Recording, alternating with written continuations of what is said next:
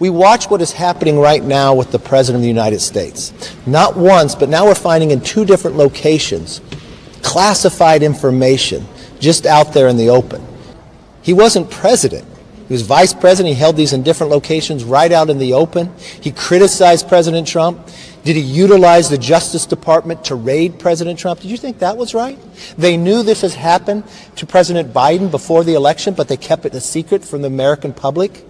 He goes on 60 Minutes, criticizes President Trump, even knowing what he has done, and he wasn't president at the time. Now we find another location that it's at, but he refused to answer. His press secretary won't answer the questions.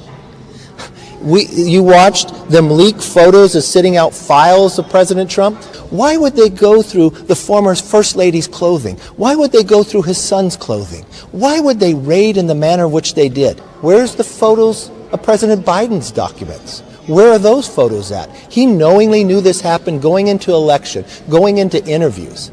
This is what makes America not trust their government. You cannot have one form of law because somebody philosophically has a different opinion than you, and you can't use the Justice Department to go after people that are politically different as well. It has to be equal across, and what I'm finding what's happening with President Biden time and again, you go from a laptop saying it not only that it wasn't true, but utilizing your own friends to go into companies to tell them to say the same thing, to try to knock down information, to try to make sure the New York Post story couldn't be printed.